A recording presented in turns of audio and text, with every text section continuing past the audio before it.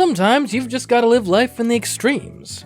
When Donkey Kong Bananza first came out, I tried to beat the game without jumping at all. How'd that go? Guess you can check out that video to find out. But now, well, what if I did the exact opposite? Is it possible to beat Donkey Kong Bananza while always jumping?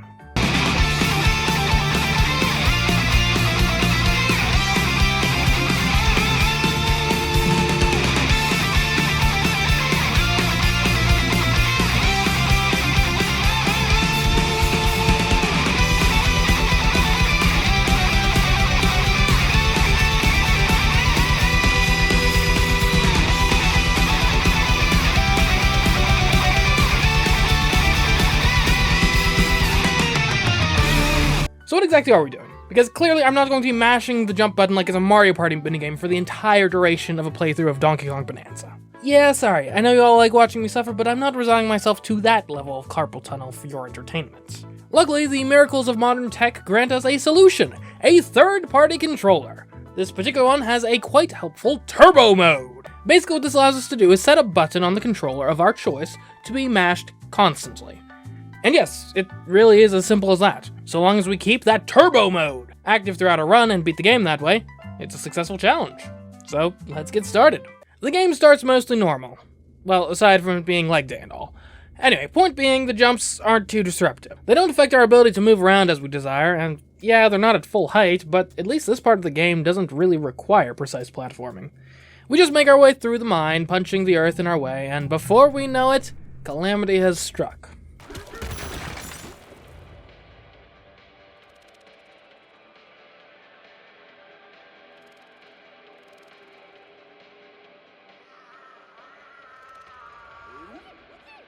Alright, welcome to Sub-Layer 10, and our quest to locate that strange rock. And actually already we've got a slight complication. That's because we can't pick these things up. Or well, I suppose it's more accurate to say that we can't pick things up at all. That's because in Donkey Kong Bananza there's this little thing called the chunk jump, which you activate by jumping while holding an item. Since we're always jumping though, whenever we pick something up, we immediately chunk jump. Now luckily, chunk jumping is what you're supposed to do here, so we're fine for now, but that quirk of our controls might come back to bite us later. Anyway, we grab the odd rock, then have to climb back up, which actually went way better than I was expecting. As it turns out, DK's climb jump works a lot like Link's from Breath of the Wild. So, no problems here.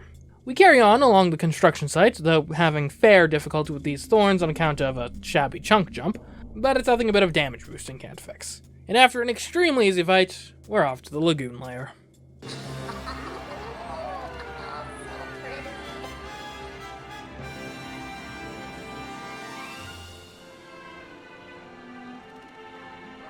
This layer can take a bit of time normally, or you can just go straight to the plug and move on with your life. Well, that was the idea anyway. However, to unplug this plug, you have to defeat this croc. And to do that, you have to throw explosives at him. And to do that, you have to hold the explosive rocks. And we can't do that because we chunk jump immediately, as described earlier. So yeah, that's a bit rough. But if we can navigate the menus while constantly spamming A, easier said than done, we can activate co-op mode. This allows us to join in a second controller as Odd Rock, copy the explosives, then spit them out with the stone. But the fun doesn't stop there. We can also use Odd Rock to build a bridge to the boat and circumvent most of this layer altogether. Then we can build a bridge to this record and chunk jump off of it. Wonderful. But it's fine, we can just chunk jump off of it repeatedly, nudging it step by step over this bridge like a tightrope performance. Then painstakingly drag it across the boat to the Elder Kong, and now we just have to... put it on the record player. That's what we're supposed to do here, put it on the record player so we can get the Kong Bananza and move on with our lives. However, as you can see with the footage slowed down, we are making an effort to place the record down. Unfortunately, the constant chunk jumping cancels that animation, and as such, it is impossible to place the record and advance the game without pausing our jumping momentarily. And unfortunately, no, there isn't a known way to avoid playing this particular record. Believe me, the speedrunners and challenge runners have tried extensively, and as far as I'm aware, there's no way to skip this. So yeah, we let Donkey Kong have one slight break from leg day, free Pauline, and moved on to the boss fight, which really isn't worth talking about. So yeah, that's lack of jump number 1 in the books. Pretty annoying. And wait a minute, I just realized that means we're going to have to skip all the other Bananza transformations. That turns this challenge run into a de facto no Bananza run now, on top of the constant jumping. And actually, speaking of the boss fight, it gave us just enough bananas to level up. But get this, we can't. You see, to unlock a skill in the skills menu, you have to hold down A. Mashing the A button does not count as holding it down. So not only are we constantly jumping, not only are we doing a de facto no Bananzas run, we're also de facto doing a no skill upgrades challenge. Man, of all the challenges I could have picked for this game, why'd I pick the one that effectively becomes a multi-challenge?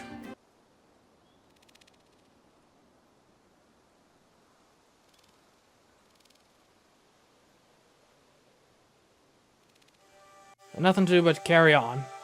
We're in Hilltop layer now, and the only remarkable thing here really is that it's moderately annoying to talk to people, but it can be done.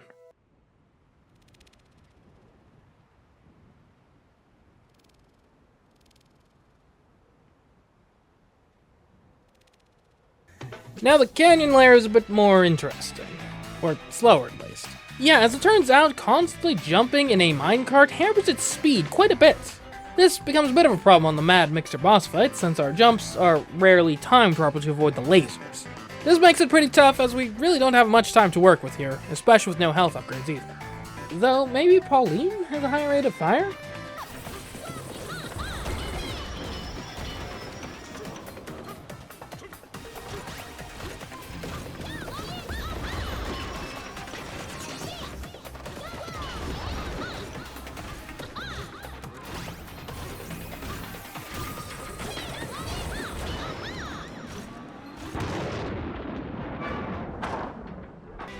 There we go, onto the divide.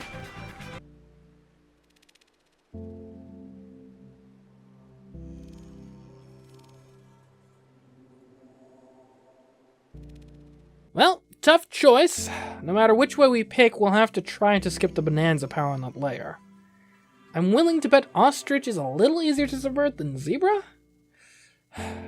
We'll see though. Forest layer, here we come.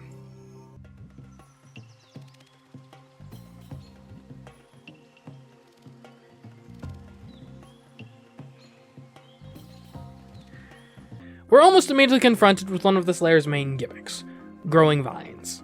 Normally, you'd pick up these seeds and throw them to grow some bridges for yourself. That's not really in the cards for us, for obvious reasons. But we can punch them, and find alternate routes, and build our own bridges, all the way to the hotel.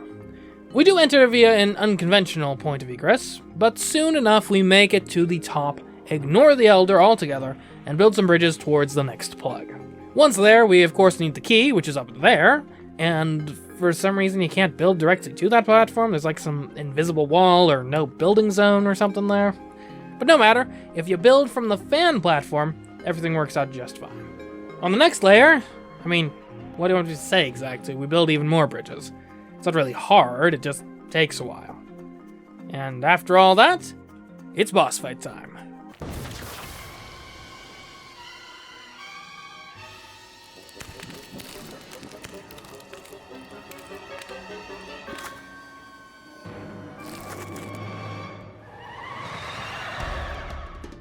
Remember I just said building bridges takes a while? Hopefully you do, because otherwise there's something seriously wrong with your mental cognition. Anyways, speed is actually a bit of a problem here, as Abracadabra is an incredibly mobile plant. This means we are more or less forced to venture down its vines instead of building our own bridges. Not too tough a task for hits 1 and 2, but by the time hit 3 rolls around, look at what we're dealing with. We've got poison, we've got narrow paths, and worst of all, numerous thorny vines. That wouldn't be too big a deal if we could just whack them, but we can't hold things, so we can't do that. So yeah, you're gonna have to get real good at aiming Pauline's voice under time pressure. It's the only way. I mean, the boss isn't just going to appear right at our feet. Oh. Well, I guess I stand corrected.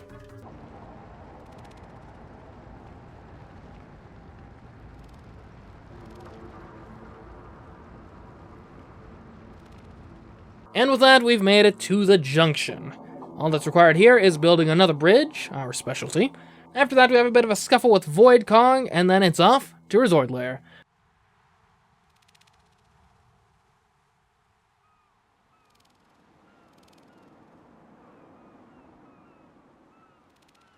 Which we spend literally 4 minutes in. Honestly, this lair is a bit of a joke regardless of the challenge being attempted. Well, I guess unless you were doing like a don't touch fruit challenge, but why would you do that? I should have done that for April's Fools.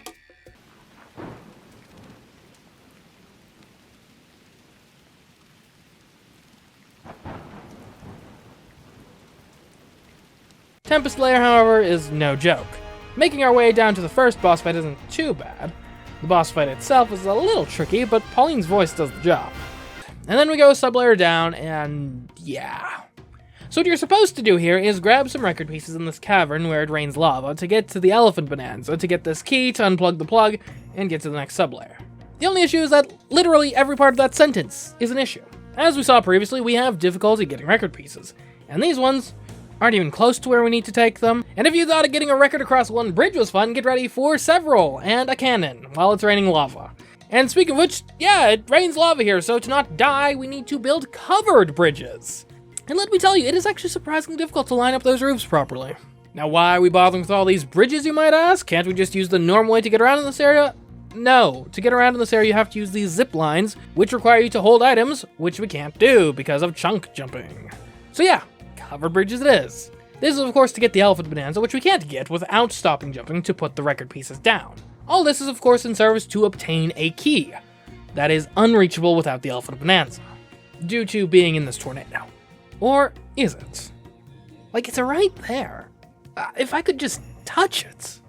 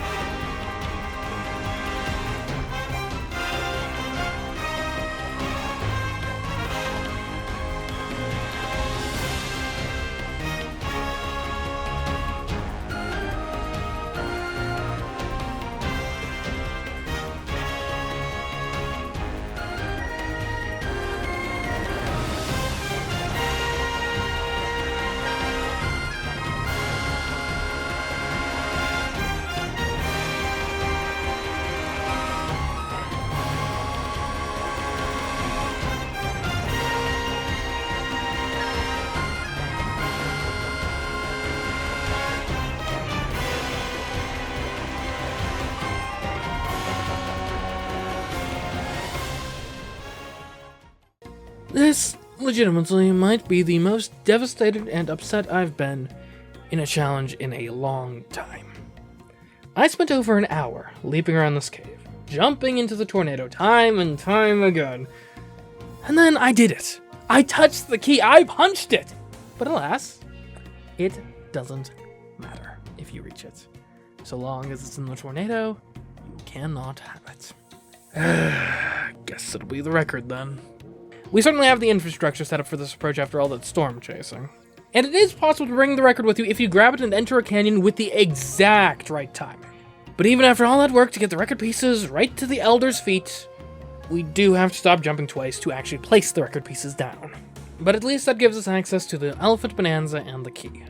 It should be smooth sailing from here. Except that zip lines are back, and this time they're over bottomless pits and have invisible walls and no-build zones placed right in the middle of them, so you can't build a bridge across. Great. Lovely. Alright, fine. We'll just have to be a bit more creative. How about this? Let's climb up on the snout, and if we time it just right, with a roll and a punch, and there we go! Take that! This next one's even further. We won't be able to use the same approach as last time. And yep, still got the no building zone. Lovely.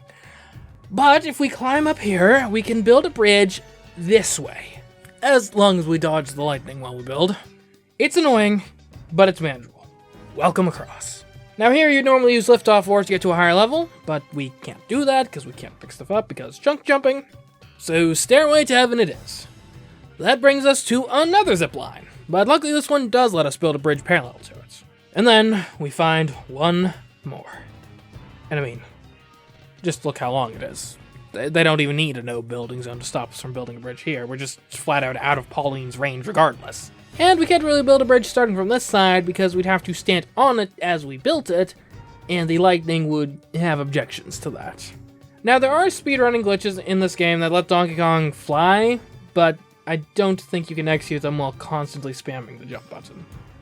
So unfortunately, we are left with no choice but to stop jumping, grab a boulder, and ride the zipline. Only one obstacle left, a lift-off ore segment.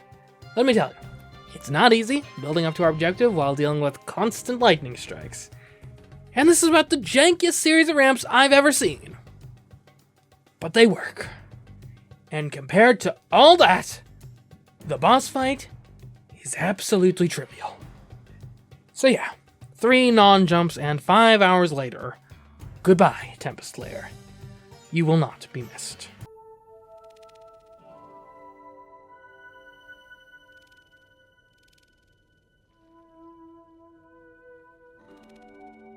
We go on to beat Landfall Lair normally within 10 minutes. You know, I'm realizing that this game doesn't really have a difficulty curve so much as a difficulty sine wave, really.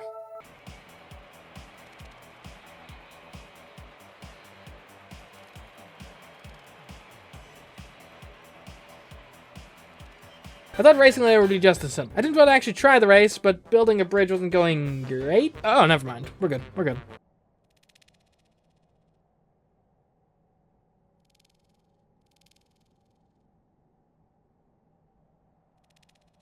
That brings us to Radiance layer, and the last Bananza transformation skip.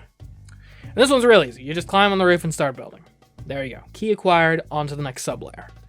To get by this tower, you just look up and build. And after that, the rest of the layer plays more or less normally. Pauline abduction included.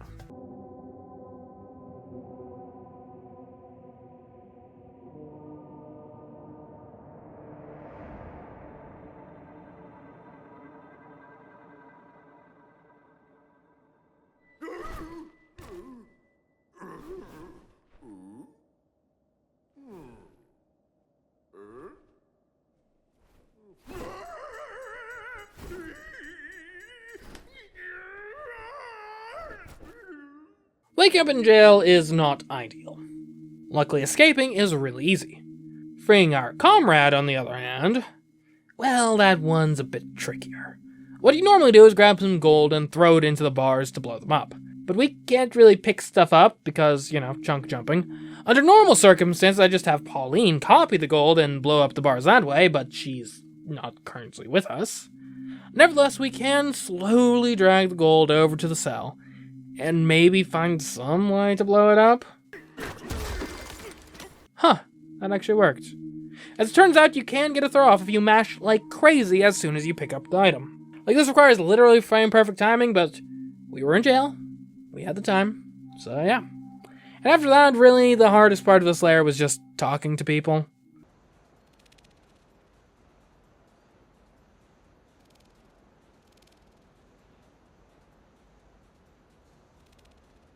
Feast layer has 4 different challenges in store for us.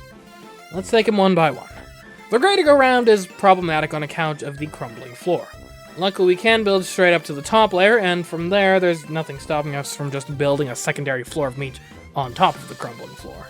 The swings are then conquered with even more building.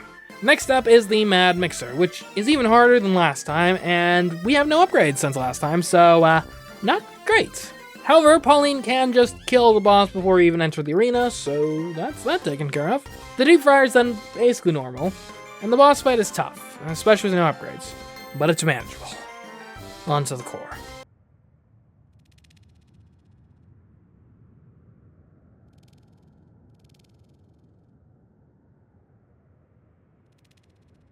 So let's just pay this toll, and right, you need to throw things to build the bridges via fractone tolls here. Fine, we'll just do it the old-fashioned way. Now this gap is a bit wide to build like that, but if we take a stop in the middle, we can make it. Now just one last bridge, though there's no way of reaching all the way to the other side with Pauline's shots. We can reach this platform and discover no building zone in front of it. Great. Okay, what if we build from the ground up around the side? It takes a while. No, really, like quite a long time. but we can eventually get halfway. And from there, we can build a bridge the rest of the way the easy way. Just a couple more easy bridges and we can finally face off against Void Kong. And this boss fight is one of the most difficult bosses I've attempted in one of these challenges. Seriously. Let me break down the fight step by step. First, you just whack Void Kong. Easy enough. Now the strategy I found to be the most effective from here is to preemptively build a bridge to this platform, while under a constant barrage of artillery, of course. Keeping in mind that due to our lack of health upgrades, a single hit means, you die. So, be careful. If you work efficiently and don't die, it should only take about a minute and a half or so to build the bridge.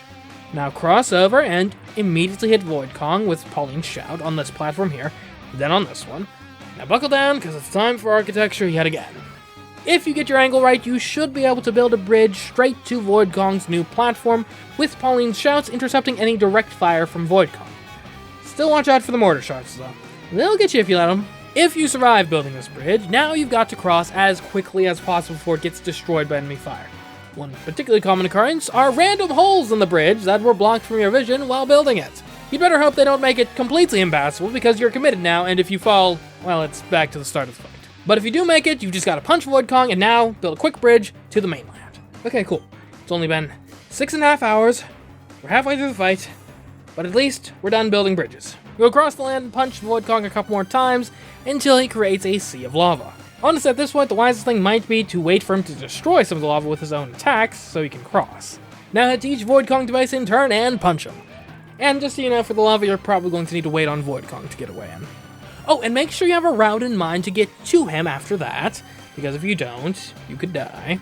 And of course, don't get hit throughout this whole process, because if you do, you start the whole fight over. But you can reach him, knock him out, and be reminded that this isn't even the final boss fight. But before we get to the real final boss fight, we've got to get through this last gauntlet.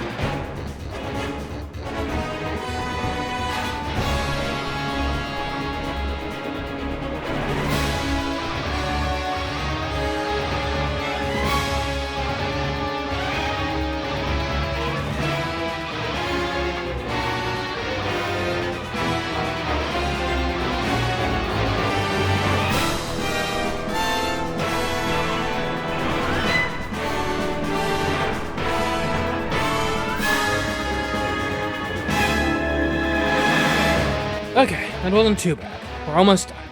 We just need to scale New Donk City while only having Kong and Elephant Bonanzas.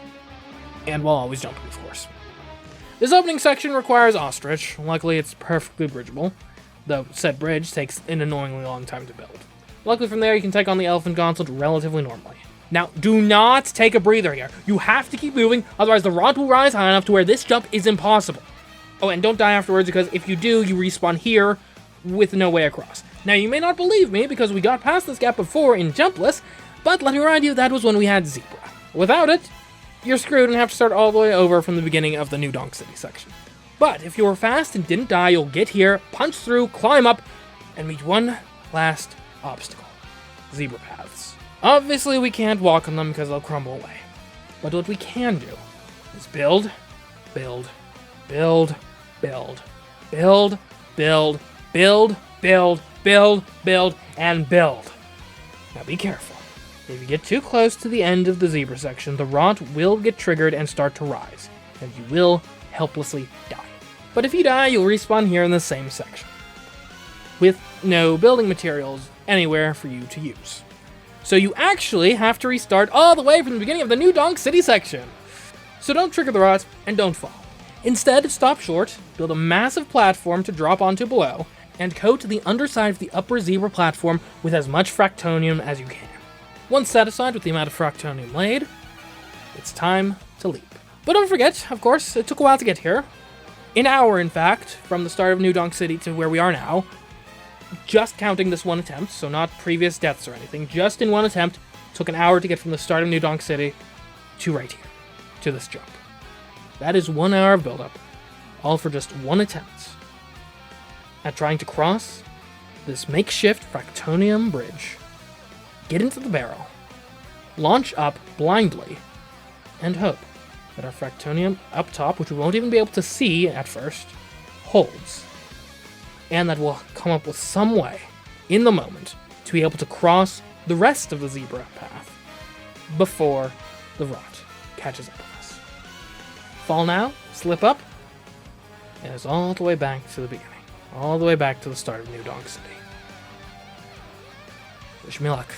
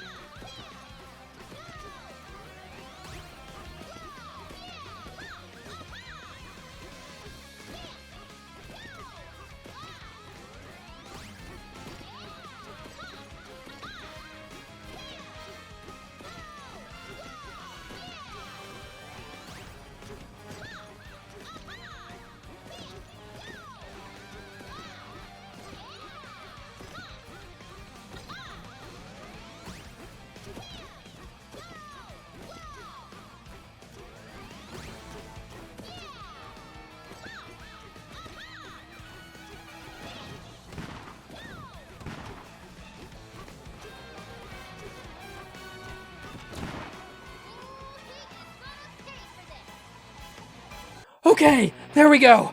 But it's not easy from here. Far from it. With only 3 hearts and awkward controls, this boss fight is no joke. And if you die now, it is all the way back to the start of New Donk City. But there's no particular obstacles that get in your way. The fight is doable, which means I am finally free from this New Donk City purgatory. So, is it possible to beat Donkey Kong Bananza while always jumping? Unfortunately, no. Due to mandatory records and a zipline, you do need to stop jumping on 4 separate occasions. But outside of that, it's not easy, and it's often not fun, and it took way longer than I was expecting. But everything else is surmountable. Now I'll be brief with the closing here. If you enjoyed this video, there's just one thing I'm asking of you, one thing I want you to do. Check out the currently running series on this channel, Super Mario Galaxy Mission Mode. I've got a bunch of YouTubers taking on slightly tamer challenges than this one in one of my favorite games of all time. It's a fun, fast-paced competition with some of the best editing and production values on this whole channel. So please, check it out. And of course, before finishing up here, I do have to thank my patrons, especially my $15 tier patrons, Alex Ogtwing and Ash for themselves.